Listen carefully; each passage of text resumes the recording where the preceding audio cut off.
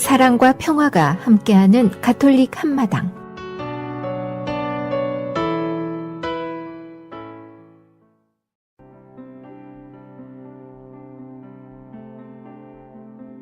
오늘의 복음 말씀, 루카가 전한 거룩한 복음입니다. 예수님께서 예루살렘으로 가시는 길에 사마리아와 갈릴레아 사이를 지나가시게 되었다. 그분께서 어떤 마을에 들어가시는데 나병 환자 10사람이 그분께 마주왔다. 그들은 멀찍이 서서 소리를 높여 말하였다. 예수님, 스승님, 저희에게 자비를 베풀어 주십시오. 예수님께서는 그들을 보시고 가서 사제들에게 너희 몸을 보여라 하고 이르셨다. 그들이 가는 동안에 몸이 깨끗해졌다. 그들 가운데 한 사람은 병이 나은 것을 보고 큰 소리로 하느님을 찬양하며 돌아와 예수님의 발 앞에 엎드려 감사를 드렸다. 그는 사마리아 사람이었다.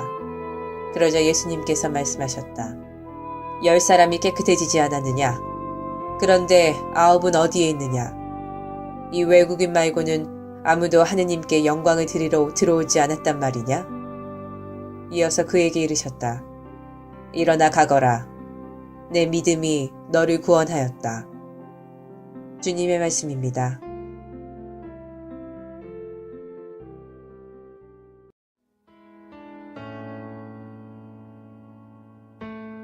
오늘의 말씀, 성정화상 바오로 성당 이경환 신부님의 말씀입니다.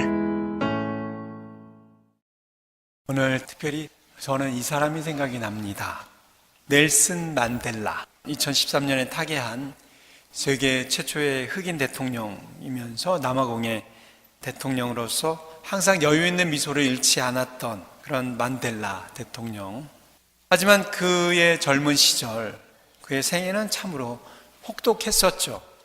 남아공의 백인 정부는 될성부른 떡잎이었던 이 젊은 흑인 만델라를 미리 알아보고 일찌감치 그를 깜빵에 쳐넣었습니다. 그리고 무려 26년 동안이나 가둬놓았습니다. 혹시 여기 계신 남자분들 같은 경우에 군대 가보신 분들 기억하겠지만 군생활 2년, 3년만 해도 굉장히 긴 세월이죠. 그 군생활 2년, 3년 하고 나서 사회에 적응하려면 그 군대 물을 빼려면 굉장히 오랜 시간이 걸리고 그 군대 물이 안 빠지고 평생 가는 사람도 있습니다.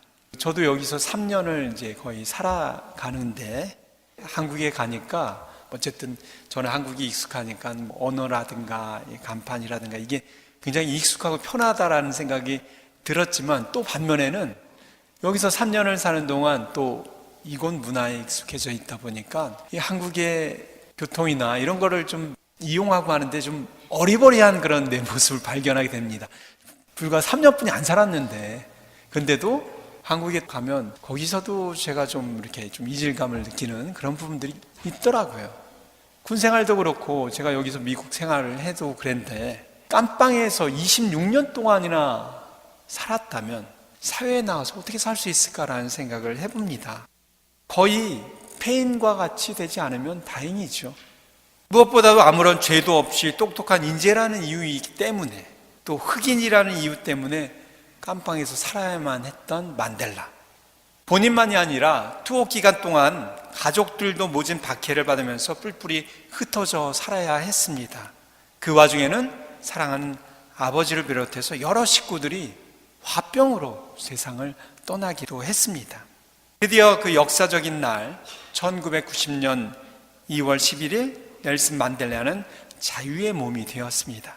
1962년 평화 시위를 주도한 죄목으로 수감되었다가 종신형을 선고받고 복역해 오던 26년 만에 출獄한 것이죠. 사람들의 시선을 일정히 넬슨 만델라의 얼굴에 쏠렸습니다. 그리고 많이들 궁금해했습니다. 과연 어떤 모습으로 변화되었을까? 장장 26년 동안이나 억울하게 옥살이를 하다가 풀려났으니까 분노로 바로 암에라도 걸리지 않았을까? 병들지 않았을까? 팬이 되지 않았을까? 혹시 구급차를 타고 또 휠체어를 타고 나오지는 않았을까? 그러나 그 모든 걱정들은 기우였습니다. 그는 아주 밝고 건강한 얼굴로 당당히 교도소문을 걸어 나왔습니다. 취재 기자들이 한 목소리로 질문을 던졌습니다. 다른 사람들은 한 5년만 수감되어도 팬이 되어서 나오는데 당신은 26년 동안이나 그 안에 사셨는데 어떻게 이렇게 건강할 수 있었습니까? 환한 미소를 머금고 넬슨 만델라가 이렇게 대답을 했습니다. 저는 교도소에 수감되어 있는 동안에도 늘 언제나 하나님께 감사드렸습니다. 하늘을 보고 감사하고 땅을 보고 감사하고 물을 마시면서 감사드리고 음식을 먹으면서 감사드리고 강제 노동을 할 때에도 감사를 드리고 늘 감사를 했기 때문에 건강을 지킬 수 있었습니다. 제게 있어서 교도소는 저주의 장소가 아니라 성장을 위한 소중한 장소였습니다. 라고 대답을 했다고 합니다. 오늘 복음의 주제는 감사입니다. 치유받은 10명의 나병 환자 가운데 한 명만 예수님께 감사의 인사를 하러 달려왔다고 복음은 전하고 있습니다. 오늘 복음을 읽으면서 우리는 사실 감사를 드리러 간 한 명의 사마리아 사람이 아닌 다른 9명의 사람과 우리는 비슷하다라는 생각을 하게 됩니다. 우리들 모두는 대체로 그 9사람과 같은 생활을 하지 않나. 화장실 들어갈 때 마음하고 나올 때 마음 다르듯이 절박할 때는 한없이 하느님께 졸라대지만 문제가 해소되고 나면 언제 그랬냐는 듯이 배은망덕한 삶을 살고 있지는 않는지, 감사할 줄 모르는 우리들의 모습 앞에 많이 서글프고 쓸쓸하셨을 그런 예수님의 모습도 생각해 봅니다. 하느님 앞에 선 한 인간의 존재가 취해야 할 가장 기본적인 모습은 바로 이러한 감사의 모습이 아닌가 생각합니다. 원래 아무것도 아닌 존재이고 티끌이 먼지 같은 존재인 우리들이지만 그런 우리들에게 하나님께서는 크신 자비를 베푸시어 그래도 이렇게 생명을 유지하고 살아갈 수 있음에 늘 감사를 드려야 하는 우리들이죠. 이 땅 위에 두 발로 서 있게 하는 그런 지속적인 은총이 아니라면 단 한순간도 살아갈 수 없는 나약한 우리 존재임을 생각할 때 감사가 저절로 나와야 되는 것이죠. 바로 그렇다면 우리가 취해야 할 자세와 태도는 늘 이런 지속적인 감사와 찬미와 영광이 아닐까라는 생각을 해봅니다. 우리는 우리에게 주어진 정말 기본적인 부분들에 대해서 너무 감사함을 모르고 살아갑니다. 나의 생명, 또 나에게 주어진 공기와 자연들, 나와 함께하고 있는 가장 기본적인 가족들이기 때문에 좀 무시해도 되고 뭐 내가 화를 내고 내가 아무렇게나 막 해도 된다고 생각할 수 있지만 사실은 오히려 더 기본적인 그런 부분들에 대해서 더 감사함을 더 자주 느끼고 또 그것을 표현해야 하는데 그렇지 못한 것이 오히려 나를 이렇게 아프게 하고 힘들게 하고 한 것이 아닌가라는 생각을 해보게 됩니다. 그렇기 때문에 오늘 복음에서 예수님은 감사를 드리온 사마리아인에게 너는 구원받았다라고 이야기한 것이죠. 단순히 육체적인 병의 구원이 아니라 영적인, 온전한, 전체적인 부분의 구원을 얻었다라고 표현을 한 것이라 생각이 됩니다.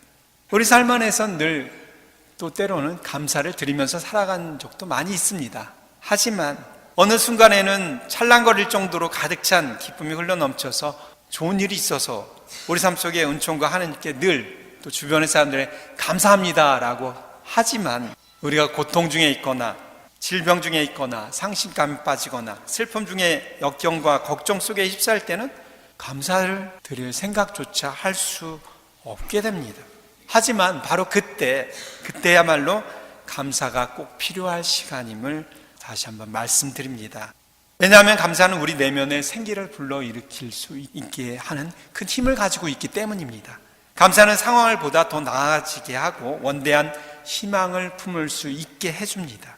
감사는 나락으로 떨어진 영혼을 끌어올려 주게 하고 평화와 힘과 희망과 치유를 가져다 줄 수 있는 힘을 줍니다. 감사는 자석처럼 더 큰 행복을 끌어들이고 삶을 더욱 풍요롭게 하고 사람들과의 관계에서도 더 큰 만족을 줄 수 있게 해줍니다. 한 해를 감사드리면서 한순간순간 또 기본적인 내 주위에 있는 것들에 대해서 늘 사랑의 마음을 갖고 감사를 할 수 있도록 다짐을 하면 좋겠습니다. 그리고 감사하는 그런 고마워하는 구실을 더 많이 만들어내면서 살아가시기를 다짐하면 좋겠습니다. 우리는 잊지 말아야 합니다. 우리 자신은 하느님을 찬미하는 악기라는 것을, 그러기 위해서 우리는 만들어졌다는 것을 잊지 말아야 합니다. 우리가 내는 가장 좋은 연주는 감사와 사랑을 살아가는 겁니다. 감사와 사랑을 표현하는 겁니다. 바로 그것이 하느님께서 바라시는 가장 좋은 연주라는 것을 잊지 말아야 합니다. 우리들을 위해서 모든 것이 주어졌습니다. 그 은총이 점점 더 많은 사람에게 퍼져나가서 하느님의 영광을 위해서 감사하는 마음이 넘치게 하기 위해서 우리들에게 주어졌다는 것을 잊지 마시고 바울 사도가 우리들에게 들려주신 이 말씀을 다시 상기하시면 좋겠습니다. 언제나 기뻐하십시오. 끊임없이 기도하십시오. 모든 일에 감사하십시오. 이것이 그리스도 예수님 안에서 살아가는 여러분에게 바라시는 하느님의 뜻입니다.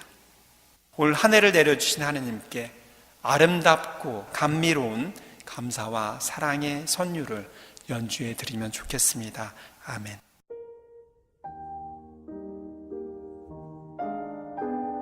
지혜를 찾는 이에게 부정한 언설이 아니라 가르침에 도움이 되는 좋은 말이 당신 입에서 나오게 하십시오. 죽음과 삶은 우리 혀의 힘에 좌우됩니다. 쾌락으로 보낸 일생이 가장 슬픈 삶일 수 있습니다.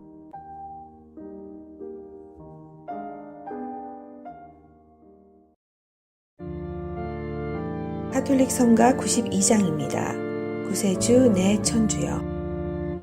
구세주 내 주 천주여, 당신의 십자 열쇠로 아단의 죄로 닫힌 문 열고서 빨리 오소서. 천주여 이슬 내리며 무릎을 열고 담비로 모든 땅 적셔주소서. 야곱의 집에 오소서.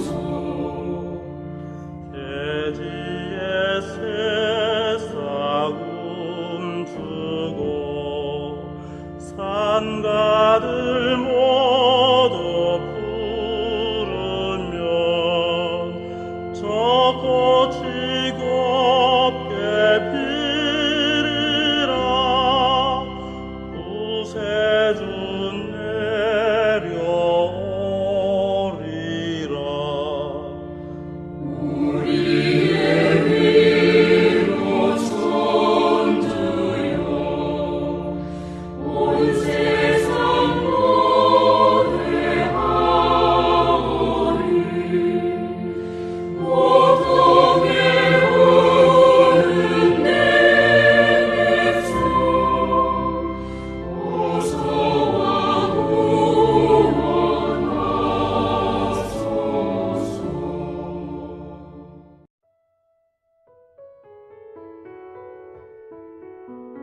시카고 지역 카톨릭 한인 공동체 소식과 공지사항을 전해드리는 카톨릭 한마당 게시판 시간입니다.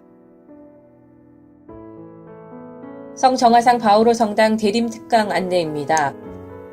일시는 대림 첫 번째 주일인 12월 13일 토요일 오후 8시 특전 미사와 14일 주일 오전 11시 교중 미사에 있고, 강사는 시카고 순교자 성당의 김두진 바오로 신부님입니다. 연말 울들의 야 및 우정의 밤 안내입니다.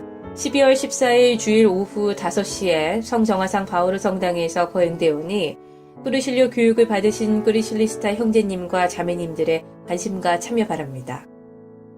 카톨릭 성서 모임 창세기 과정 안내입니다. 단순한 지식적인 성서 공부가 아니라 성서를 읽고 공부하고 묵상하고 나누며 성서와 신앙을 삶으로 살아가도록 도와주는 가톨릭 성서 생활 운동의 모임인 창세기 성서 그룹 모임을 모집하고 있습니다. 6, 7개월 매주 모임을 갖고 모임 후에는 말씀의 봉사자로 양성되기 위해 연수를 받게 됩니다. 신청을 원하시는 신자들은 성정화상 성당 사무실에 비치된 신청서로 등록해 주시기 바랍니다. 성령 기도회 모임 안내입니다. 매월 셋째 주 목요일 오후 7시 30분에 시카고 순교자 성당에서 성령 미사를 드리고 있습니다. 모든 이에게 힘을 주시는 미사의 기쁨을 기억하시고 바쁜 가운데 은총의 시간을 할애할 수 있도록 주님께 청하시기 바랍니다. 또한 성정화상 성당 성령 기도회는 매주 금요일 오후 8시 소성당에서 있습니다. 브루이유 토끼 푸드 드라이브 안내입니다. 시카고 카톨릭 봉사단체 푸드 팬트리에 보낸 식품을 성정화상 성당 사회복지부에서 뉴스그룹과 함께 연중 접수를 받고 있습니다. 접수처는 성당 복도에 비치한 푸드 드라이브 접수함이고 품목은 유통기간이 6개월 이상 남은 상하지 않은 식품류입니다. 경제적으로 어려운 이웃들에게 많은 관심과 사랑 부탁드립니다. 예비신자 교리반 안내입니다.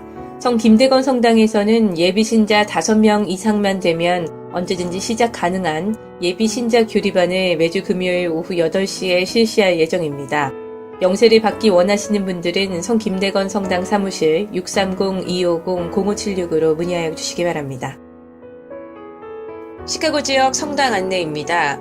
시카고에 위치한 한국 순교자 성당 연락처는 773-205-5685, 알타스카에 위치한 성 김대건 안드레아 성당 연락처는 630-250-0576, 네이퍼빌에 위치한 한국 순교자의 모후 성당 연락처는 630-794-0203, 데스플레인에 위치한 성 정화상 바오로 성당 연락처는 847-699-6334입니다.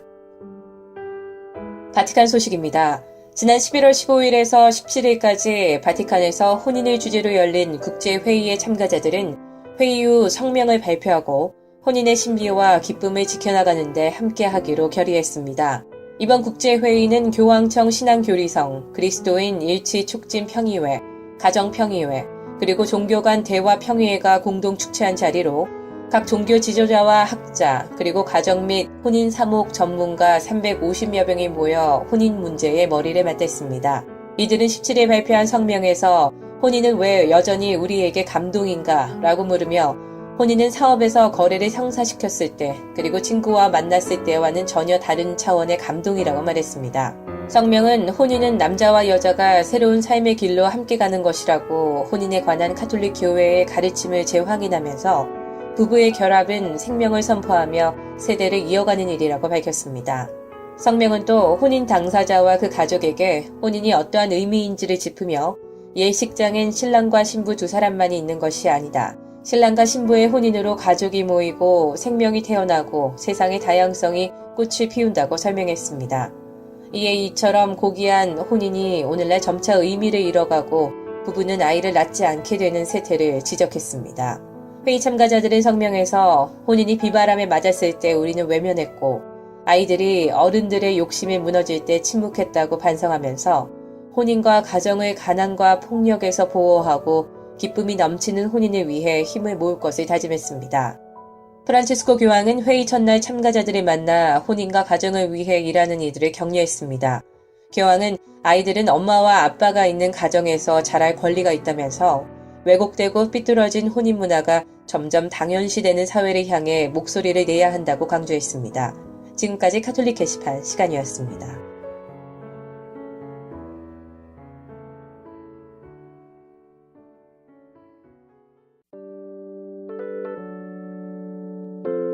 한덕훈 스테파노 신부의 노래기도 오늘의 주님.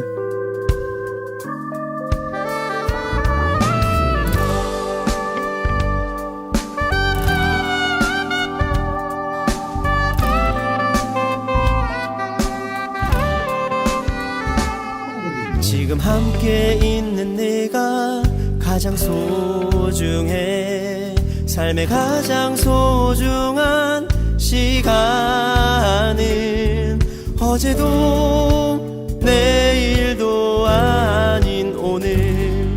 오늘을 함께 산다는 것.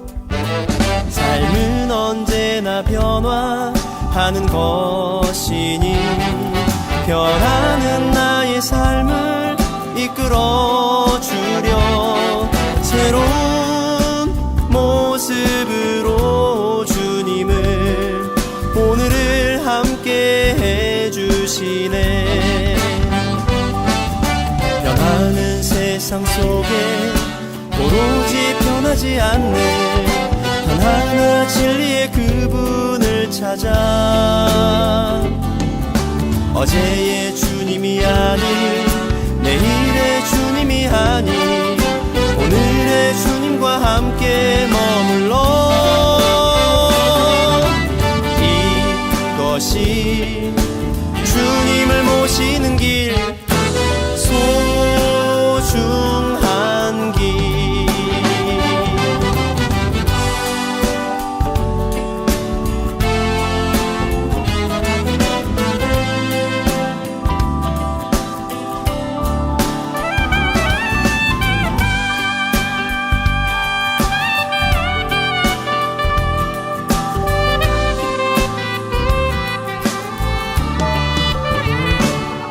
삶은 언제나 변화하는 것이니 변하는 나의 삶을 이끌어주려 새로운 모습으로 주님은 오늘을 함께 해주시네.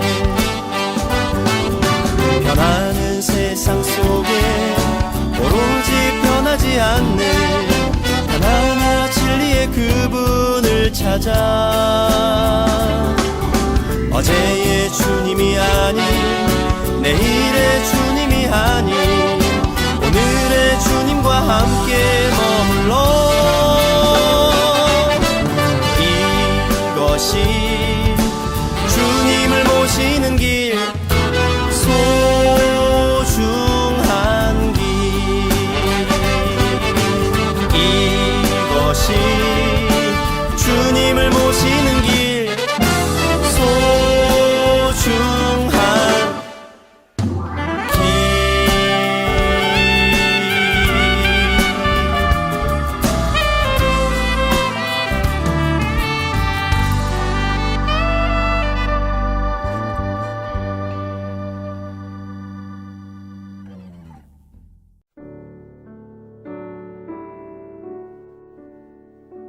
가톨릭 교리. 오늘은 성탄 시기의 전례 특징에 대해 말씀드리겠습니다. 성탄 시기는 하느님의 아들이 사람으로 이 세상에 탄생하심을 경축하는 시기로서 성탄 대축일인 12월 25일부터 하느님이 약속하신 구원이 구세주를 통하여 이 지상에서 시작되었음을 알리는 주의 공연 대축일까지를 말합니다. 동방교회에서는 예수님의 베들레헴 탄생보다 동방의 새 박사에게 경배를 받으신 주의 공연 대축일을 예수님께서 이방인에게까지 구세주로 나타내 보셨다는 뜻으로 12월 25일보다 더 큰 축일로 지내고 있습니다. 성탄 시기는 구세주께서 선택된 유다민족뿐만 아니라 모든 백성에게 구원의 빛을 비추기 시작했다는 성서의 말씀대로 모든 전례가 구세주와 구원의 기쁜 소식을 우리가 받았다는 기쁨의 축제로 표현되고 있으며 성탄 후 8일 동안을 축하하며 하느님께 감사와 찬미를 드리고 새로 나신 예수님께 흠숭과 사랑을 드립니다.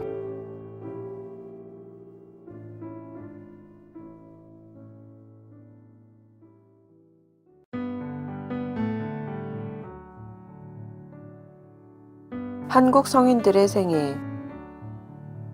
성 최영 베드로. 충청도 공주에서 태어난 성 최영 베드로는 서울 남문 밖에서 살았습니다. 동생 최방제 프란치스코는 최초의 유학길에 오른 3명의 신학생 중 한 명이었고 그의 형인 최수 요한은 1866년 절두산에서 참수당했으며 순교자였습니다. 1836년 모방신부가 입국한 이래 베드로는 모방신부의 복사로 일하였는데 그의 재주와 신심이 크게 돋보였기 때문에 모방신부는 자신이 순교한 1839년까지 그를 자기 옆에 있게 하였습니다. 1845년 유학길을 떠난 김덕원 신학생이 부제로 되어 돌아오자 김부제를 도와 조선 입국을 기다리던 페레올 주교와 다블리 신부를 모셔오는데 많은 힘을 썼습니다. 1856년 베르네 주교가 입국하자 모든 교회 서적의 정리를 단행했는데 이 일의 책임자로 임명되어 그는 기꺼이 이 일을 맡아 여러 가지 어려움과 장애를 이겨나가며 4년 동안 교회 서적을 많이 출간하였습니다. 1826년 2월 23일 베르네 주교가 체포되자 사태가 위태롭게 전개됨을 알고 피신하였으나 다음 달인 3월 1일 체포되어 포졸들이 온몸에 석회를 뿌리고 주먹으로 마구 친 다음 포청으로 데려갔습니다. 그는 천주교를 신봉했다는 죄와 사악한 책을 출판했다는 죄, 그리고 다른 신자들을 선동했다는 죄 등으로 사형 선고를 받았습니다. 사형 선고문에는 혹시만 곤장에도 굴하지 않고 쇠나 돌같이 고집이 세어 사교를 단념하지 않을 것을 맹세하여라. 또 진리를 고백하면서 사형 선고문에 직접 서명까지 하였으니 이에 국법에 따라 마땅히 사형에 처하노라고 기록되어 있습니다. 그리하여 최 베드로는 그의 성실한 벗 전장훈 요한과 함께 서소문 밖 내거리에서 참수형을 받아 순교하였습니다. 이때가 1866년 3월 9일이며 그의 나이는 53세였습니다. 그는 1968년 10월 6일 교황 바오로 6세에 의해 시복되었고 1984년 5월 6일 한국 천주교회 창설 200주년을 기해 방한한 교황 요한 바오로 2세에 의해 시성되었습니다.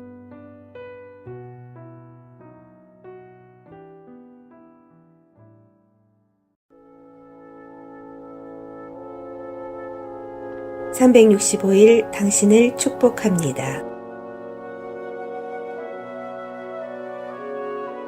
새벽처럼 오시는 성모님. 성모님이 태양이신 예수 그리스도에 앞서 오시는 새벽이라는 것이 교회와 온 인류에게 얼마나 큰 기쁨입니까? 그분께 인사드리고 죄 없이 살도록 도움을 청합시다. 정녕 주 하나님은 태양이고 방패이시며 주님께서는 은총과 영광을 베푸십니다. 흠 없이 살아가는 이들에게 복을 거절하지 않으십니다. 시편 84장 12절.